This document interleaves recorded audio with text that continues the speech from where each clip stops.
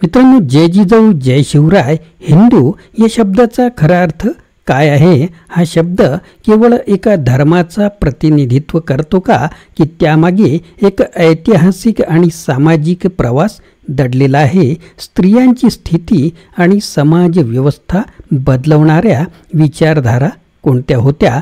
ब्राह्मणशाही कटकारस्थान, बहुजन समाजाची भूमिका आणि ऐतिहासिक संदर्भ यांचा मागोवा घेतल्याशिवाय या प्रश्नांची उत्तरं शोधता येतील का?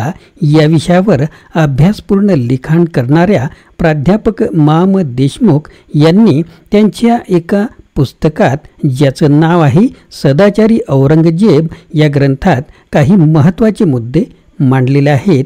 आज आपण यातील प्रकरण 2 मधील औरंगजेब, भारतातील मुसलमान आणि बहुजन समाज या विभागाचा अभ्यास करून ऐतिहासिक संदर्भ आणि वास्तव तपासण्याचा प्रयत्न करणार आहोत.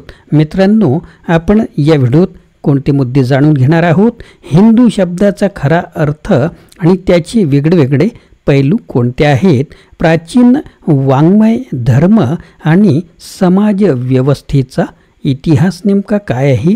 स्त्रियांची स्थिती आणि त्यांच्या सन्मानासाठी लढलेले समाजसुधारक किंवा इतर मुद्दे, मध्ययुगीन भारतातील सामाजिक धार्मिक चळवळी आणि संघर्ष. लेखकांचे विचार जाणून घ्यायच्या आधी आपण जर शोध घेतला की हिंदू या शब्दाचा नेमका अर्थ काय आहे, तर मी शोधलेले जे काही अर्थ आपल्याला ऑनलाईन नेटवर उपलब्ध होतात ते आपल्याला सुरुवातीला सांगतो. हिंदू हा शब्द सिंधू या संस्कृत शब्दापासून उद्भवला आहे, ज्याचा अर्थ नदी किंवा समुद्र असा इथे दिला आहे. प्राचीन काळात सिंधू नदीच्या पूर्वेकडील प्रदेशात राहणाऱ्या लोकांना हिंदू म्हणून ओळखले जाई. फारसी भाषेत स ध्वनी ह मध्ये परिवर्तित होतो, त्यामुळे सिंधूचे हिंदू असे रूपांतर झाले. हिंदू धर्म हा भारतीय उपखंडातील सर्वात मोठा आणि महत्त्वाचा धर्म व जीवन पद्धती आहे. संस्कृत भाषेत याचा अर्थ शाश्वत मार्ग असा होतो.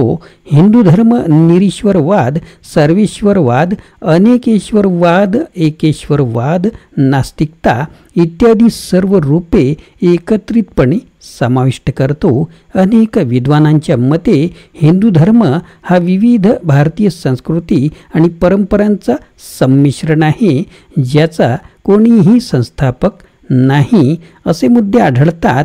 महाराष्ट्र विकिपीडिया याच्यावर. पुढे इतिहासकारांच्या मते हिंदू हा शब्द सुरुवातीला भौगोलिक संदर्भात वापरला जात असे, जो सिंधू नदीच्या परिसरातील लोकांना दर्शवितो. काळानुसार या शब्दाचा वापर सांस्कृतिक आणि धार्मिक ओळखीसाठी होऊ लागला. 16व्या शतकापर्यंत हिंदू शब्द उपखंडातील अशा रहिवाशांना संदर्भित करू लागला जे तुर्क किंवा मुस्लिम नव्हते. असे मुद्दे आहेत हिंदी विकिपीडिया इथे. हिंदू शब्दाच्या उत्पत्तीबद्दल विविध विद्वानांनी अभ्यास केला आहे. काहींच्या मते हा शब्द प्राचीन फारसी भाषेतून आला आहे, तर काहींच्या मते तो संस्कृतमधील सिंधू शब्दावरून उद्भवला आहे. अशा प्रकारे हिंदू हा शब्द भौगोलिक, सांस्कृतिक आणि धार्मिक ओळख दर्शवितो, जो भारतीय उपखंडातील विविध परंपरा आणि संस्कृतीचे प्रतीक आहे. अशा प्रकारचे मुद्दे आपल्याला इथे आढळतात. आता आपण पाहूया लेखक पान क्रमांक 25 वर त्यांचे कोणते विचार व्यक्त करतात. हिंदू हा शब्द प्रदेशवाचक आहे. त्याचा अर्थ भारतीय असा होतो. हिंदू म्हणजे भारतातील मूल निवासी, पण आज आपली संख्या मोठी दिसावी म्हणून ब्राह्मण पंडितांनी हिंदू या शब्दाचा अर्थ दुही असा बनविला. वास्तविक प्राचीन साहित्यात हिंदू शब्द नाही. हिंदू म्हणजे भारतातील मूल निवासी असा अर्थ घेतल्यास ब्राह्मण हे भारतातील मूल निवासी ठरत नाहीत. परंतु साधा भोळा सर्व जातीय बहुजन समाज ब्राह्मण पंडितांच्या कटकारस्थानांना बळी पडतो आणि त्यांचे म्हणणे उचलून धरतो. आज मात्र भटब्राह्मणांची कारस्थाने शिक्षित बहुजन तरुण ओळखायला लागला आहे. तर्काला आणि सत्सत विवेक बुद्धीला न पटणाऱ्या गोष्टींना विरोध करायला लागला आहे. भटब्राह्मणांचा खोटारडेपणा उघडकीस येत आहे. पुढचा मुद्दा इथे दिला आहे स्त्रियांचा सन्मान. वेद, रामायण, महाभारत, मनुस्मृती वगैरे पुस्तकात महिलांचा भयंकर अपमान केलेला आहे. दूर कशाला भटब्राह्मण पुरुषांसाठी इथे एका संघाचे नाव दिले आहे आणि महिलांसाठी इथे दुसऱ्या एका संघाचे नाव उल्लेखित केला आहे. वाचकांनी अत्यंत बारकाईने ह्या संघटनांच्या नावांचे निरीक्षण केल्यास असे दिसून येईल की पुरुषांसाठी वेगळा शब्द म्हणजेच स्वेच्छेने सेवा करणे असा त्याचा अर्थ आहे, परंतु स्त्रियांसाठी वेगळा शब्द जो फक्त सेवा हाच शब्द आहे. अशा रीतीने पंडितांनी स्त्रियांचा घोर अपमान केलेला आहे. पुराव्यासाठी वाचा माम देशमुख लिखित पुस्तक बौद्ध धम्म आणि शिवधर्म. पुढे महात्मा फुले म्हणतात, स्त्री शिकली तर पूर्ण कुटुंब शिक्षित बनते, म्हणून बहुजनातील महिला शिक्षित बनू नये असा प्रयत्न झाला. त्यासाठी अनेक भाकडकथा पसरविण्यात आल्यात. अनेकदा मुस्लिमांच्या जनानखान्याबद्दल बोलण्यात येते, परंतु भारतातल्या राजांबद्दल बोलत नाहीत. भारतातल्या संगम वंशातील देवराय दुसरा 1419 ते 1446 या काळातील या राजाला 12,000 बायका होत्या हे सांगण्याचं टाळतात. पुरावा म्हणून पृष्ठ क्रमांक 60 मध्ययुगीन भारताचा इतिहास भाग 1 लेखक माम देशमुख हे तुम्ही पाहू शकता. असे इथे लेखक नमूद करतात. भारतात सती प्रथेच्या नावाखाली महिलांची क्रूर कत्तल होत असे. ब्राह्मण पंडित सती प्रथेला उत्तेजन देत असत. सतीच्या राखेला हात लावण्याचा अधिकार फक्त ब्राह्मण पंडितांनाच असायचा, कारण सती जाणाऱ्या महिलेच्या अंगावर सोन्याचे मौल्यवान दागिने असायचे, ते राखेत मिळायचे. पुढे लेखक म्हणतात, इस्लाम धर्मात मात्र असे नव्हते. अल्लाउद्दीन खिलजीने इसवी सन 1296 ते 1316 या काळातील हा मुद्दा आहे, गुजरातवर स्वारी केली. गुजरातचा बघेले वंशाचा रायकर्ण सिंह यांचा पराभव केला. त्याची राणी कमलादेवी आणि मुलगी देवलदेवी यांना कैद केले. कमलादेवीशी अल्लाउद्दीनने लग्न केले आणि तिला पट्टराणी बनविले. देवलदेवीचा विवाह आपला ज्येष्ठ पुत्र खिज्र खान याच्याशी लावून दिला. हा मुद्दा पुरावा म्हणून पाहायचा असेल तर पृष्ठ क्रमांक 51 मध्ययुगीन भारताचा इतिहास भाग 1 लेखक माम देशमुख इथे तुम्ही पाहू शकता, असे लेखक नमूद करतात. पुढे मुद्दा आहे औरंगजेबही स्त्रियांचा मान ठेवी. कसा ते पाहूया. बिकानेर येथील अभिलेखागारातून डॉक्टर गोत्र्या कुलकर्णी यांना नुकतेच औरंगजेबाच्या हस्ताक्षरातील फरमान सापडल्याचं वृत्त केसरी 1 जून प्रसिद्ध झालेले आहे. त्यातील तपशील वाचून इतिहास किती अतिरंजित व विपर्यस्त असतो हे दिसून येते. आजवरच्या इतिहासात औरंगजेब बादशाहबाबत अत्यंत विपर्यस्त असा प्रचार झाला आहे, पण दिनांक 4 सप्टेंबर 1665 रोजी त्याने लिहिलेल्या फरमानातील मजकूर विचार करावयास लावणारा आहे. पुरंदरचा गड पडल्यानंतर तेथील हिंदू स्त्रियांना दिलेर खानाने ताब्यात घेऊन त्यांचे काय करायचे अशी त्याने औरंगजेबास पत्र पाठवून विचारणा केली.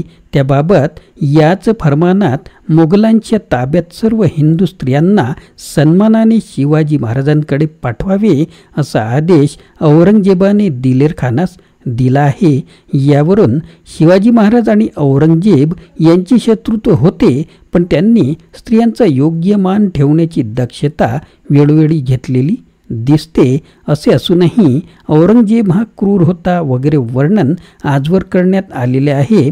त्यामुळे खऱ्या इतिहासाचा अपलाप झाला आहे असे दिसते. असा मुद्दा पुणे गणेश गायकवाड, पुरावा पहा पृष्ठ क्रमांक 4, केसरी, दिनांक आहे 13 जून 1988 असे मुद्दे इथे लेखक नमूद करतात. औरंगजेबाला 4 बायका होत्या, त्यापैकी 2 हिंदू होत्या. हिंदू राण्यांना वेरूळ जवळच्या घृष्णेश्वर मंदिरात जाण्यासाठी औरंगाबाद ते वेरूळ असा रस्ता बनविला. स्त्रियांना मंदिरात प्रवेश करण्यास विरोध करणाऱ्या पुजाऱ्यांना औरंगजेबाने बडतर्फ केले, त्यांना शिक्षा केली. आजही भारतातील अनेक मंदिरात महिलांना प्रवेशबंदी आहे. मग त्या कितीही मोठ्या पदावर असल्या तरी त्यांना काही मंदिरातील पुजारी प्रवेश नाकारतात. अशा प्रकारचे विचार लेखक त्यांच्या पुस्तकातील या पृष्ठांमध्ये नमूद करतात. इतिहास केवळ भूतकाळाच्या आठवणींचा एक संग्रह नसतो, तर तो भविष्यासाठी शिकवणही असतो. आपण या व्हिडिओत हिंदू या शब्दाचा अर्थ, समाज व्यवस्था, धर्म आणि स्त्रियांची स्थिती या सगळ्यांचा अभ्यास करताना आपण बऱ्याच ऐतिहासिक सत्यांना स्पर्श केला. या संदर्भात प्राध्यापक महम्मद देशमुख यांनी आपल्या लेखनातून महत्त्वपूर्ण माहिती पुरवली आहे. ज्या माहितीचे संदर्भ हे त्यांच्या पुस्तकात किंवा त्यांच्याशी संबंधित आहेत, जे आपल्याला नव्या दृष्टिकोनातून विचार करण्यास प्रवृत्त करते. आजच्या घडीला या इतिहासातून आपण काय शिकायला हवं? समाजात खरी समता, न्याय आणि बंधुत्व प्रस्थापित करण्यासाठी आपल्या विचारसरणीत कोणते बदल आवश्यक आहेत? हा प्रश्न प्रत्येकाने स्वतःला विचारायला हवा. जर तुम्हाला हा विषय महत्त्वाचा वाटला तर या विचारांची अधिक खोलात जाऊन चिकित्सा करायला विसरू नका. अधिक माहितीसाठी संदर्भ ग्रंथ आणि लेखकाचे नाव दिले आहे, त्यांच्याशी संपर्क आपण करू शकता. आणि हो, आमच्या चॅनलला सबस्क्राईब करा, व्हिडिओला लाईक करा आणि तुमच्या मतांबद्दल आम्हाला कमेंटमध्ये नक्कीच कळवा. चला इतिहास समजून घेऊन एक न्याय आणि समताधिष्ठित समाज घडविण्यासाठी आपण प्रयत्न करूया. तर मित्रांनो, ज्ञानाचा प्रकाश पसरवा, इतिहास समजून घ्या, विचार बदला. पुन्हा भेटूया अशाच प्रकारच्या आगळ्यावेगळ्या व्हिडिओत. तोपर्यंत जय जिजाऊ, जय शिवराय, जय महाराष्ट्र. Video legal disclaimer. या व्हिडिओमध्ये व्यक्त केलेली माहिती, विचार आणि मते ही संपूर्णपणे लेखक, पुस्तक किंवा इतर संदर्भित व्यक्तींची मते आहेत आणि ती कोणत्याही प्रकारे मालक, निर्माता किंवा यूट्यूब चॅनलच्या विचारांशी संबंधित नसू शकतात. या व्हिडिओचा उद्देश केवळ शैक्षणिक आणि ऐतिहासिक माहितीपूर्ण स्वरूपाचा आहे. कोणत्याही प्रकारची चुकीची माहिती दिली असल्यास ती जबाबदारी सदर लेखकांची आहे. कोणालाही दुखवण्याचा आमचा हेतू नाही. आमचे यूट्यूब चॅनल किंवा व्हिडिओ निर्मात्यावर कोणत्याही विचारांबद्दलची कायदेशीर जबाबदारी येत नाही. पुस्तकातील विचार आणि संदर्भ यावर कोणतेही हक्क आम्ही दावा करत नाही. मित्रांनो, आपण कमेंट किंवा कोणतीही प्रक्रिया करताना याचा विचार करावा.